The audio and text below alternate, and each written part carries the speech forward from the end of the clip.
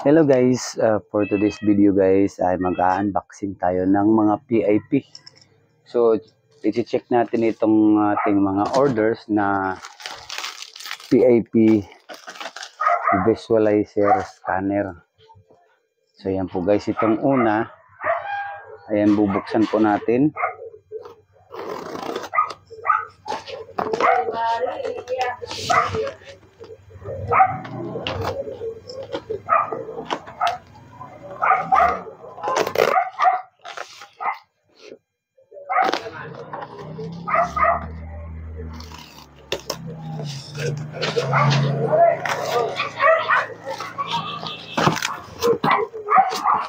Ayan guys, isi-check natin itong order ng ating ka-TH. Ito po ay isang Maria Technology, I mean PIP visualizer scanner.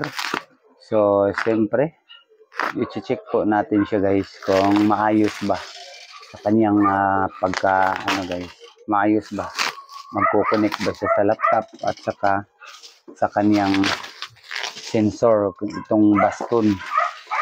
So, i-check po natin siya guys. Ayan. So, ayan. Ayan po guys. So, version 3 na po siya guys. Ayan. So, ito po ang kanyang power button. So, ayan. Ayan. Ito po ang kanyang likod. Tapos, siyempre guys, may charger. At saka itong kanyang cord.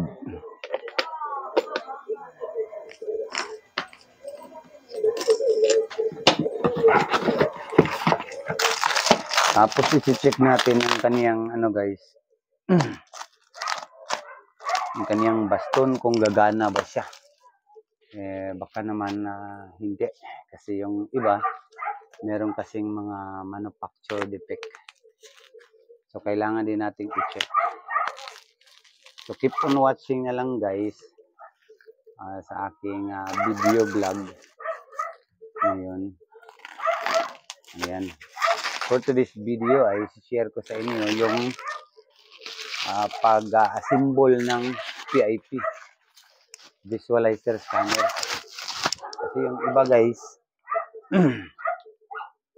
nagpapaturo pa rin hanggang sa ngayon kahit na matagal na silang gumagamit guys ng mga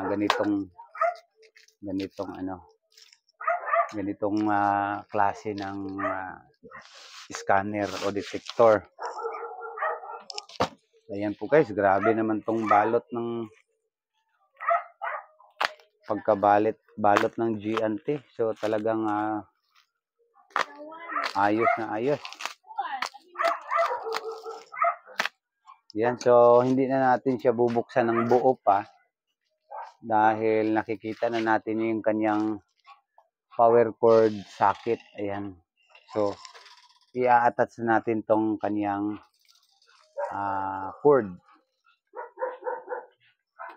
Ayan, ito po ang kanyang baston guys. Nandito po ang kanyang sensor.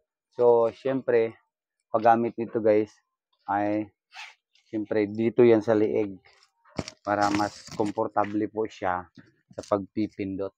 So ngayon kukuha tayo ng laptop o tablet para ma-pair po siya para magsimula na po tayong mag-scan test. Kahit dito lang guys, share ko sa inyo yung image na kanyang makukuha guys.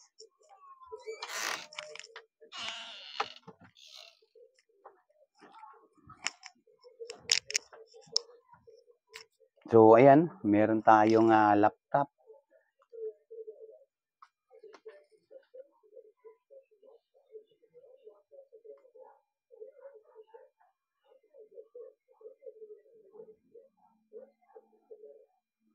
Yan po guys, so bago natin simulan, kailangan mong i-on yung laptop tapos i-paired mo yung device through Bluetooth. So kailangan pong i-search mo muna itong ating unit dito sa laptop or sa tablet. So ngayon, sa laptop po tayo, sa notebook po tayo. Ayan guys, notebook po ito. So hindi po ito Windows. Ayan. So as long as na paired na po sila, syempre, isi-select lang natin yung kanyang future series.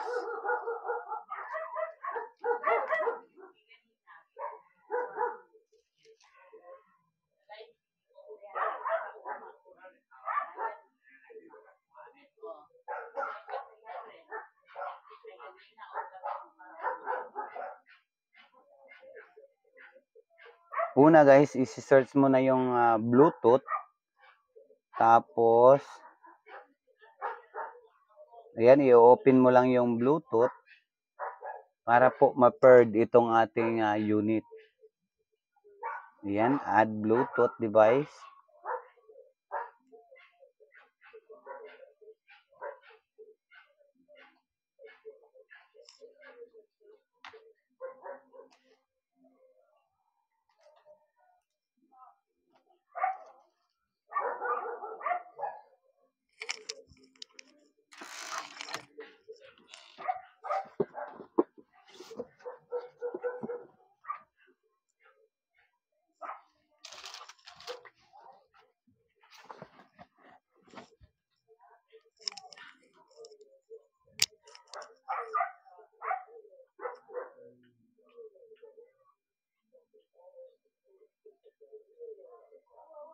Ayan. So, ang ating PIP o Maria Technology, pareho lang yan. Pwedeng gamitan ng tablet o laptop o notebook. So, kahit ano guys, pwede nyong i-paired. Basta may Bluetooth po ang inyong device, may Bluetooth po, at makashare po sila o ma-pairing po sila, pwede mo nang gamitin mapa-tablet. Tablet PC po ito guys, hindi po ito ordinaryong tablet lang. Tapos pwedeng notebook. So ayan po. Tapos pwede ring laptop. So yan guys.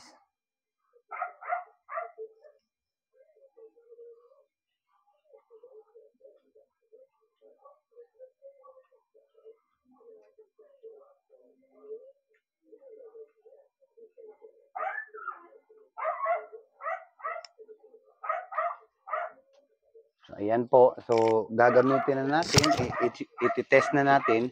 Tapos isa pang tip guys kung paano siya gamitin itong baston.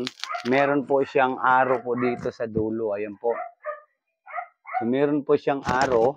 Kailangan po nakaharap po siya o kailangan po nakaharap ka po sa south pag tuwing nag-i-scan ka. So syempre dito sa ating main unit,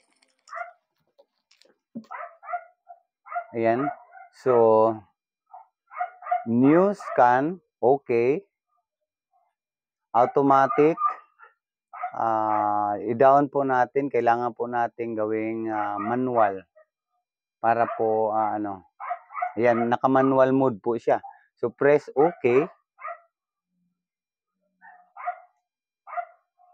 Ayan. Tapos, scan. Pindutin mo yung scan. Ayan. Bit mode 3D. Impulse 10. Ayan. Okay. Pag okay po, ayan po guys, gumagalaw na po ang kanyang sensor. Ayan, gagalaw, tataas, bababa po itong kanyang sensor. So, ibig sabihin, nadidetect na po itong ating baston. So, press ka lang ng scan. Ayan, magbabalance po siya. Press ka uli. Ayan, okay. Ayan, nagbibip na po siya. Magbibilang ka po ng 12 counts. 1, 2, 3, 4, 5, 6, 7, 8, 8, 9, 10, 11, 12. Ayan po guys, nandoon na po siya sa laptop.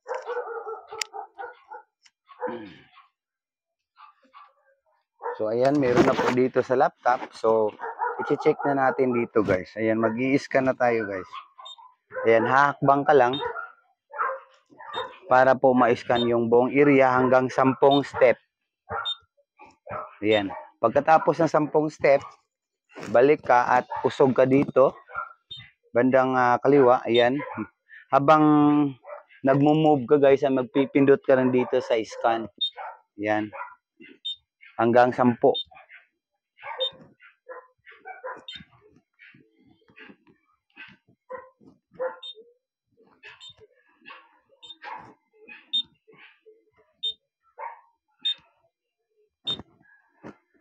Ayan po guys. Tapusin mo lang yung pwesto o area na gusto mong iskanin guys. Para ma-viewing po sa 3D. So ayan po, example na po, finish na po tayo. Tapos na pa tayo. Pwede mo na itong i-stop. Ayan, pwede mong i-escape. Ayan, escape po siya, naka-escape. Pwede mo nang patayin guys. Ayan. Pwede mo nang i-off. So, pagkatapos dito sa laptop naman guys, pagkatapos ay stop mo muna itong scanning niya.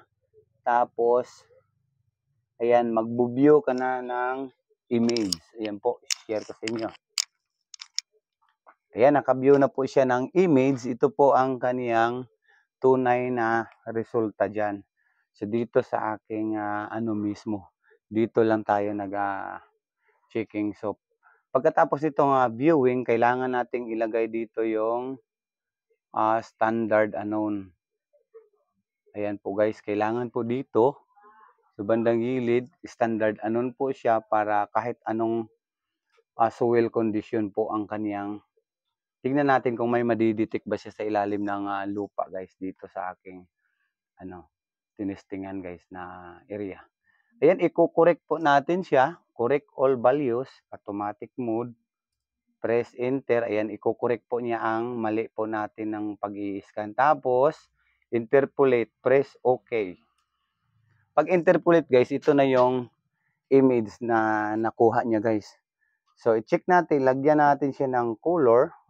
I-enhance natin yung kaniyang intensity red color value para po malaman kung ano yung nakikita niyang red object.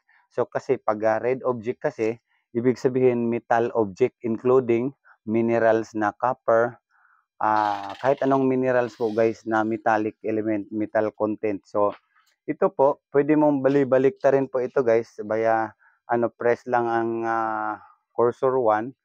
Yan, balik ta rin natin siya kung anong hugis.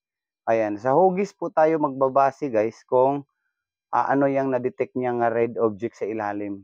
So, ayan. So, sa nakikita ko guys, tignan natin kung gaano yung kalalim. Gamitin natin itong cursor left and right. Tapat lang po natin sa may red object. Tapos, cursor up. Ayan, nag-a-up na po siya para po dito po mag-cross. Dito sa may kulay pula. Makikita na po natin guys kung gaano siya kalalim yung pula na yan, yung metal object na yan. So makikita natin dito from 0.00 meters slash or meaning 2 from 0 to 2.07 meters. So estimate value po niya guys is from 0.00 to 2.7 meters. Yan po ang kanyang na-detect. So, ang frequency signal po niya ay 728.44. Ibig sabihin po, bakal po yan, nadidetect niya from 0 to 2 meter deep sa ilalim po. Ayan po, ito po yung lupa. Tapos itong kulay blue ay sink or cavity dito sa tinest nating area. Kasi nga, simento ito guys, simentado ito guys. Tapos malambot ito dahil tambak po siya. So, malalaman nating treasure yan pag ang kulay po ay red object tapos naka-box formation po siya. Tulad po ng extra dito guys, meron po silang manual. Ayan po, titignan natin sa manual kung papasabay ang na yan, yung red object na nakikita natin. So, tignan natin dito sa manual.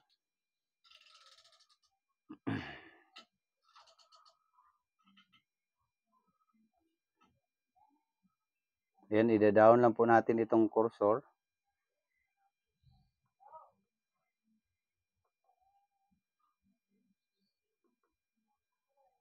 Ayan, titignan. Hanapin natin guys yung kanilang dito guys, sample. Ayan po, nandiyan na po.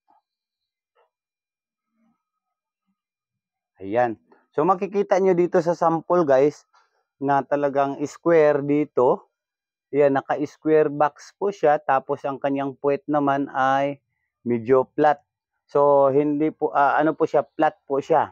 Tapos ang katabi niya ay sinkhole. Yan yung hinukayan o yan yung tinambak guys.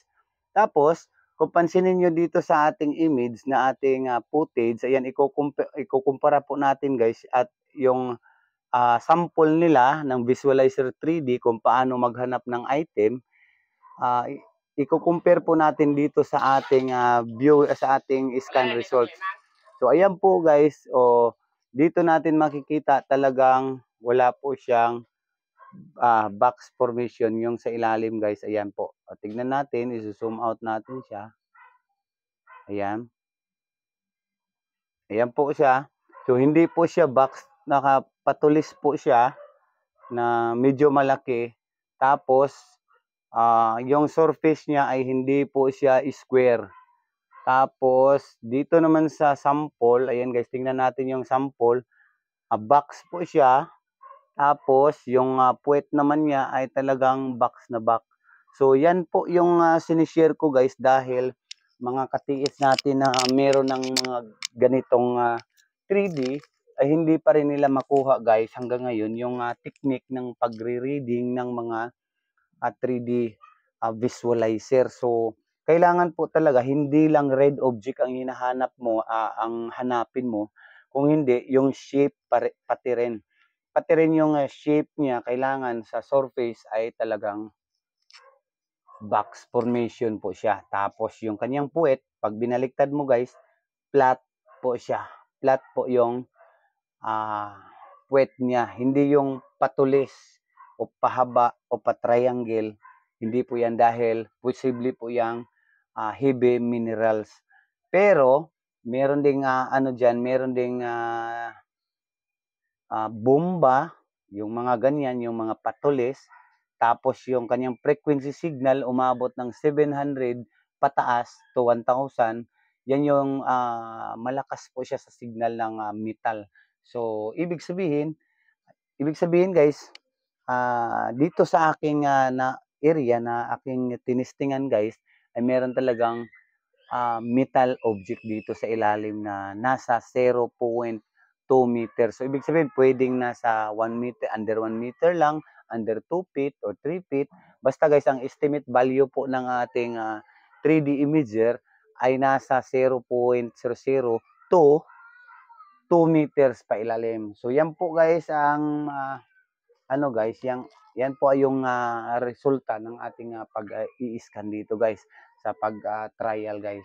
So ito napakagandang gamitin, hindi lang sa ini-endorse ko guys, pero sa mga mumurahing ano guys, mumurahing 3D scanner ay dito lang tayo makakabili ng mura. So mura na, 3D pa siya guys. 3D, ayan. So dalawa po ito guys, available pa po itong isa. Ayan, meron pa po tayong available na isa. So PM lang kayo guys kung gusto niyo nang magkaroon ng ganito guys. Tapos itong isa ay may ano na guys, may-ari na ito guys, si ano, sa taga Jinsan po. Shoutout na lang sa inyo diyan, taga Jinsan. Hindi ko na sasabihin kung sino o anong pangalan niya, basta sa kanya na tong 3D isa. So congratulations to you bro Oda. And then close muna natin ito guys.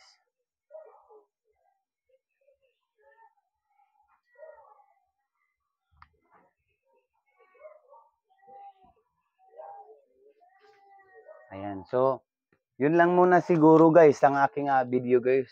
For today's video ay i-share ko sa inyo sa mga baguhan na gustong magkaroon nito, at yung may mga meron na nito guys tapos hindi nila alam kung paano siya i-assemble po guys. Thanks for watching once again, and God bless you all.